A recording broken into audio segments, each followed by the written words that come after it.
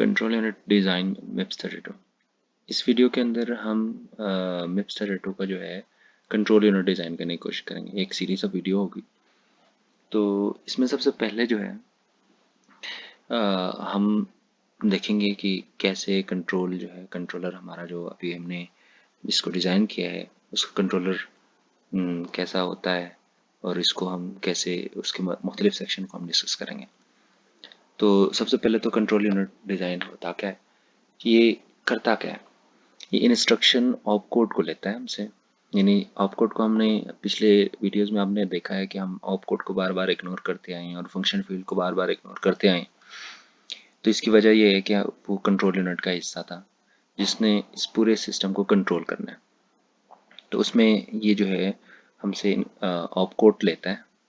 Op code लेने के बाद पहचानता है कि यार ये कौन सा इंस्ट्रक्शन है, या इसमें क्या क्या कौन कौन से एलिमेंट ने हिस्सा लेना है, कौन कौन से ने नहीं लेना। तो कंट्रोल यूनिट में वो क्या क्या करता है, ALU को इंस्ट्रक्शन देता है कि ALU जो है एडिशन करनी है, सब्ट्रैक्शन करनी है, जौन सा भी करना है। और इसके अलावा वो दूसरा रीड, मसलन आपको रजिस्टर में राइट करना है तो उसके लिए राइट इनेबल कर देगा। अगर मेमोरी को रीड करना है तो रीड इनेबल करेगा, राइट करना है तो राइट इनेबल कर देगा। तो उसका उसका ये भी काम है। और तीसरा जो है वो जो हमने मक्सेस लगाए हैं उनकी सिलेक्शन, कि आपने कौन से बस बी को आगे भेजना है या इमीडिएट वैल्यू को आगे भेजनी है। तो इन सब का इन सब को कंट्रोल करने के लिए जो कंट्रोलर होगा इस डिज़ाइन का हमारा हिस्सा होगा। तो इसमें सबसे पहला जो है हम देखते हैं कि स्ट्रक्चर कैसा है। तो अगर आप देखते हैं तो ये हमारा मेन कंट्रोलर है जिसके ऊपर हमारा 26 से 31 तक के बिट्स जा रहे हैं इसके ऊपर, यानी ऑप कोड के बिट्स इसको जा रहे हैं। तो ऑप कोड के बिट्स जाने के बाद ये प्रोसेस करता है उसे और मुख्तलिफ इंस्ट्रक्शंस जनरेट करता है। मसलन देखिए मैंने जैसे कि बताया था कि मक्स के लिए एक मक्स का सिलेक्टर जो है वो डिसाइड करता है कि RT को होना चाहिए, RD को होना चाहिए। और इसी तरह ALU को इंस्ट्रक्शन भेजता है। ALU को सिर्फ ये बताता है कि ये कौन सा टाइप का इंस्ट्रक्शन है। फिर उसके बाद इसी तरह आपको ब्रांच के बारे में बताता है कि ब्रांच इंस्ट्रक्शन ब्रांच की है कि नहीं है। और इसी तरह मेमोरी की मेमोरी राइट को सिलेक्ट करता है, मेमोरी रीड को सिलेक्ट करता है। तो दैट मीन्स इसका जो है जो होल काम है वो कंट्रोल उसको मैनेज करना है।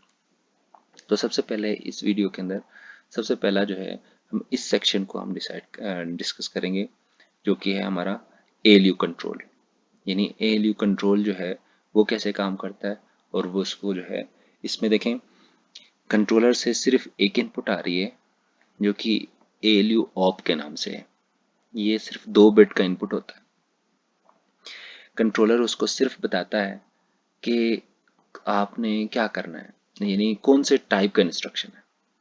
ALU को कौन से टाइप का इंस्ट्रक्शन है ये बताता है।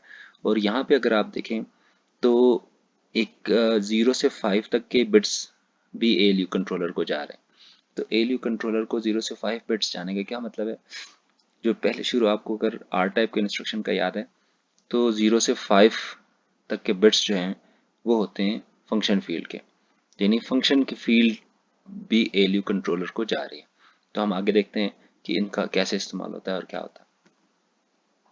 तो इससे पहले ALU जो है वो कहाँ कैसे कैसे इस्तेमाल होता है। ALU जब हम ALU को कंट्रोलर बनाने जा रहे हैं तो उसका पहले ALU का इस्तेमाल देख लेते हैं कि R टाइप में ALU हर तरह का काम कर लेता है, एडिशन करता है, सब्ट्रैक्शन करता है, एंड करता है और करता है जो भी करता है। I टाइप इमीडिएट एड्रेसिंग में भी एडिशन, सब्ट्रैक्शन, एंड और सारा कुछ काम करता है। लोड स्टोर के इंस्ट्रक्शन में आपको पता है कि लोड और स्टोर में वो सिर्फ एडिशन करता है, यानी ALU जो है वो सिर्फ आपको एड्रेस कैलकुलेट करके देता है ऑफसेट को बेस एड्रेस से मिला के। और ब्रांच इंस्ट्रक्शन के अंदर सब्ट्रैक्शन करता है वो, कि वो 2 इंस्ट्रक्शन को कंपेयर करता है और उनमें से सब्ट्रैक्शन करता है। तो हमारा ये जो कंट्रोलर है इसमें इमीडिएट एड्रेसिंग शामिल नहीं है। हम R टाइप, लोड स्टोर और ब्रांच इंस्ट्रक्शन को इस्तेमाल करेंगे। अच्छा जी, तो सबसे पहले वो क्या करता है, ALU जो है ALU को अगर इनपुट पे हम दें 0 0 0 तो वो एंड करेगा। 4 बिट का उसका इनपुट होता है। यानी अगर हम दोबारा से वापस इसी पे जाएं तो ये ALU को जो कंट्रोल है वो 4 बिट का है। तो आप 0 0 0 दोगे तो वो एंड करना शुरू करेगा, 0 0 1 करोगे तो वो और करना शुरू कर देगा, और 0 1 0 करेंगे तो ऐड करना शुरू कर देगा आफ्टर सो। तो इस तरह के 16 पॉसिबल इसके पास फंक्शंस मौजूद है। अब दूसरी बात क्या है कि जो फंक्शन फील्ड है हमारे पास, फंक्शन के फील्ड जैसे कि मैंने आपको पहले दिखाया था, ये जो फंक्शन के फील्ड के 6 बिट्स हैं वो यहाँ से आ रहे हैं इसके। अब ये जो फील्ड के 6 बिट्स आ रहे हैं उसका वो क्या करता है, और एल जो मेन कंट्रोलर से 2 बिट आ रहे हैं एलयू ऑप के नाम से। जैसे कि मैंने बताया था आपको, ये वाला सिर्फ ये बताता है कि ये टाइप कौन सी है, आर टाइप है, ब्रांच है, या फिर लोड स्टोर है, बस इनको डिफ्रेंशिएट करता है, जैसे कि आपको इस टेबल में नज़र आ रहा है। अब अगर आप इस टेबल को जायजा लें तो पता चलता है लोड स्टोर के लिए उसने ऑप कोड को 0 0 रखा है। यानी इसका मतलब है जब भी कंट्रोलर जो है, मेन कंट्रोलर आप एलयू को 0 0 यहाँ पे 0 0 भेजेगा, तो इसका मतलब ये होगा कि ये इंस्ट्रक्शन लोड स्टोर की। और इसी तरह जब भी इंस्ट्रक्शन जो है यहाँ से 0 1 की आएगी तो इसका मतलब होगा कि एएलयू जो है जो इंस्ट्रक्शन आई है, ऑप कोड आई है, वो ब्रांच की है। और अगर वहाँ पे 1 0 आ जाता है, 1 0 आ जाता है तो इसका मतलब होगा कि ये हमेशा आर टाइप का इंस्ट्रक्शन है। तो जैसे कि आपको पता है कि आर टाइप के इंस्ट्रक्शन में ऑप कोड सिर्फ डिसाइड नहीं करती कि कौन सा ऑपरेशन करना है, उसके लिए एक फंक्शन की फील्ड भी होती है।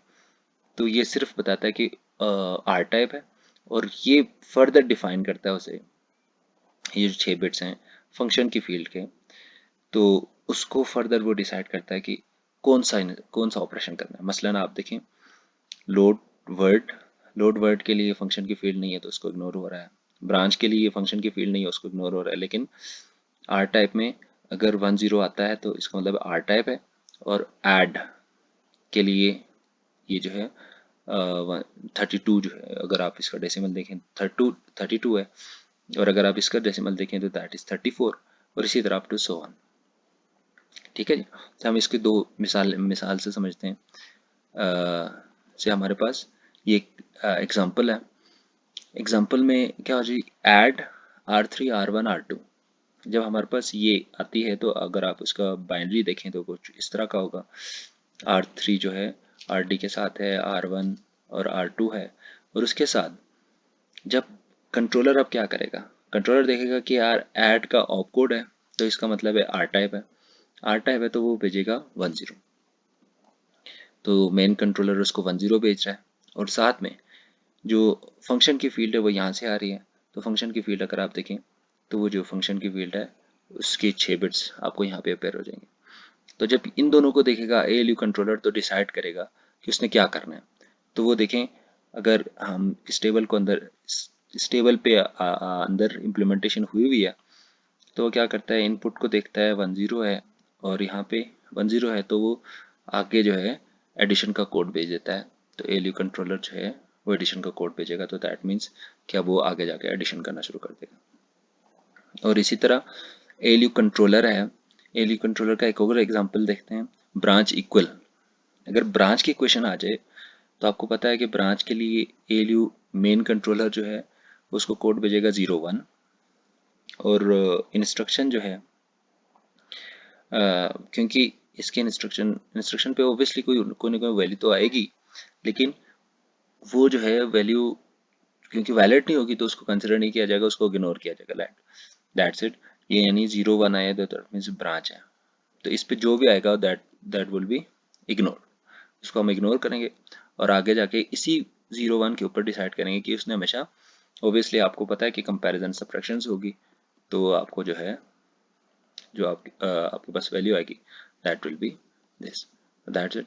तो इस तरह जो है एएलयू कंट्रोलर हमारा डिज़ाइन होता है। तो इसके जो इंटरनल फंक्शन के लिए हम एक और वीडियो बनाएंगे कि कैसे हाउ इट वर्क्स, लेकिन फिलहाल जो है इसका जो फंक्शन का इसकी फंक्शन है वो यहीं तक कंप्लीट होती है।